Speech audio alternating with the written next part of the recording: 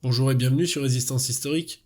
Je vous prends quelques secondes de votre temps en ce début de vidéo, juste pour vous indiquer, pour ceux qui n'auraient pas vu dans l'onglet Communauté, que le format des vidéos vont un petit peu changer pendant quelques mois, du fait de ma surcharge de travail dans la vie réelle, entre guillemets. Donc vous retrouverez sur la chaîne toujours des vidéos sur l'histoire de France, bien évidemment, avec vos séries qui continuent. Seulement, je vais le faire plus en format podcast, jusqu'à ce que j'ai le temps de recommencer à faire plus de montage et à pouvoir filmer avec la caméra, etc. Mais là, malheureusement, j'ai juste plus le temps de faire du montage et j'ai quand même envie de vous proposer des vidéos. Donc, vous retrouverez ce format podcast, et puis peut-être qu'il y en a à qui ça plaira plus que l'ancien format. J'espère, peut-être. Je vous laisse avec le commando Kiefer. Bonne vidéo.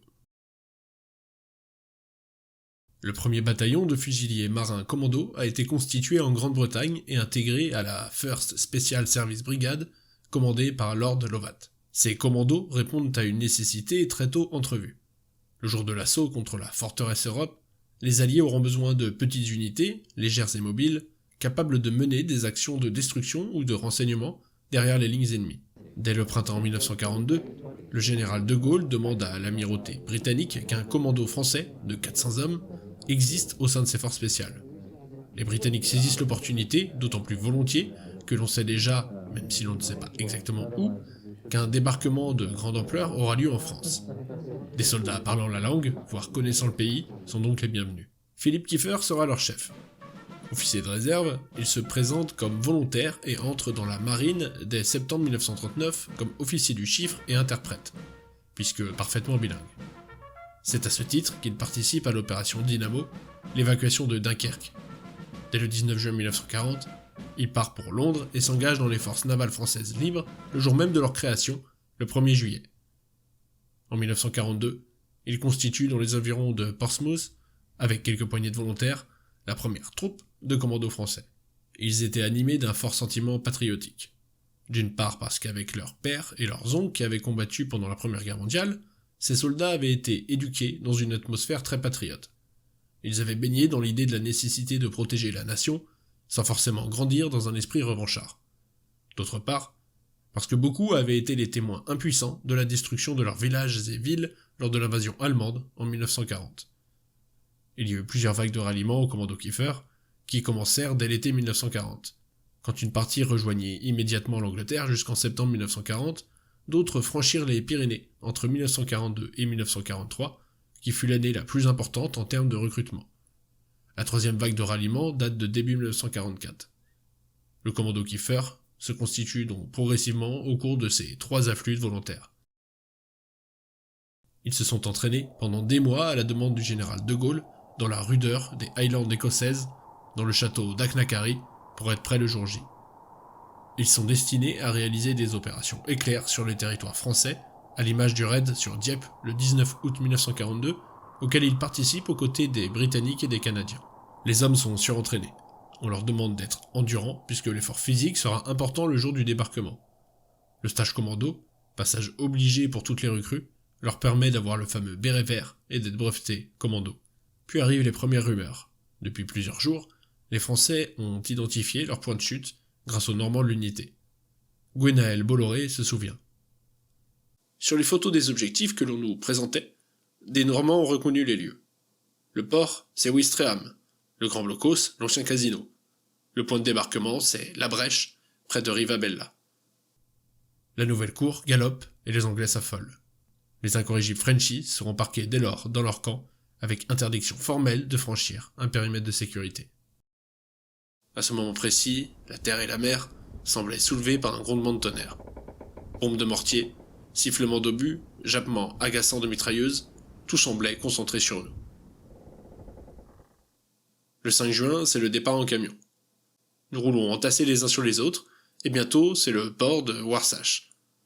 La rade reflète l'image de la campagne. Partout des bateaux, des grands, des petits, navires de guerre classiques ou embarcations aux formes étranges, et réalisés pour le seul débarquement.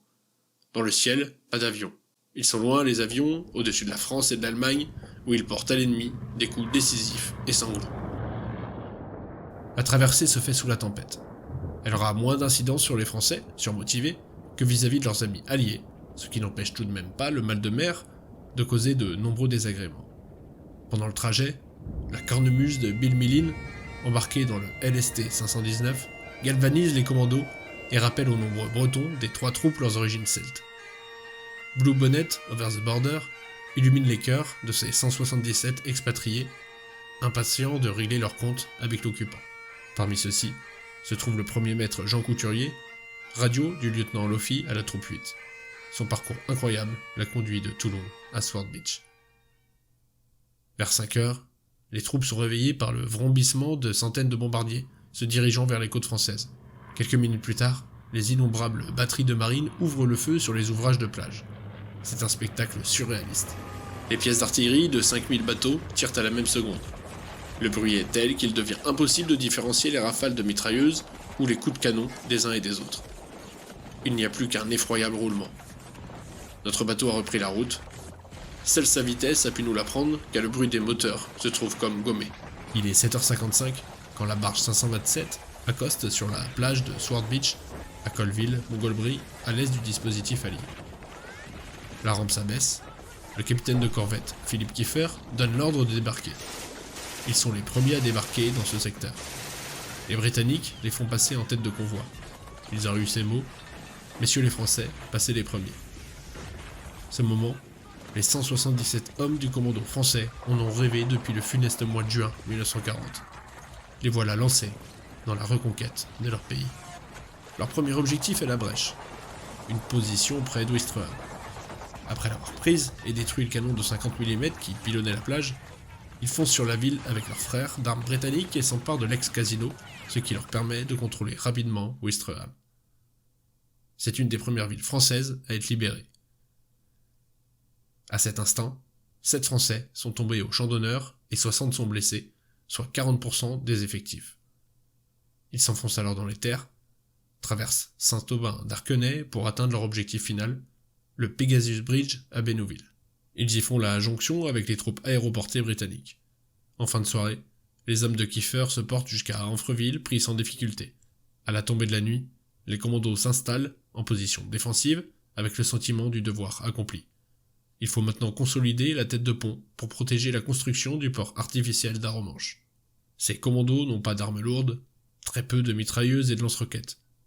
Les armes qu'ils ont à disposition s'enrayent fréquemment à cause du sable et de l'humidité, et les munitions viennent rapidement à manquer. Ils sont donc très mal équipés. Pourtant, c'est au cœur de ces difficultés que s'illustrent les gestes les plus héroïques. Le commando français combat jusqu'au 27 août 1944 avant d'être envoyé en Angleterre. Seuls 24 commandos ne furent pas blessés pendant la bataille de Normandie. Certes, les 177 hommes du commando Kiefer ne pèsent pas lourd face aux 175 000 soldats débarqués ou face aux 852 Américains tombés à Omaha Beach pour libérer l'Europe. Mais qu'importe le nombre, c'est le symbole qui prévaut. Avec le commando Kiefer, le débarquement de Provence d'août 1944 et l'épopée de la 2e division blindée du général Leclerc, la France combattante est rentrée chez elle. Formés par les Britanniques, les fusiliers marins commandos sont, aujourd'hui encore, la seule unité de l'armée française à porter leur béret vert à l'anglaise, c'est-à-dire en sens inverse. Couché à droite, un signe à gauche. Ils sont constitués en 6 commandos, dont 3 portent le nom d'officiers du 1er BFMC. Trépel, Hubert, le lieutenant Hubert fait partie des victimes de Ouistreham dès le 6 au matin, et depuis 2008, Kiefer.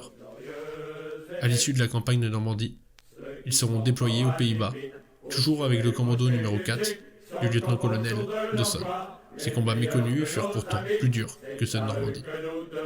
De mépriser notre peur, et nous les suivrons toujours sur les chemins de l'honneur.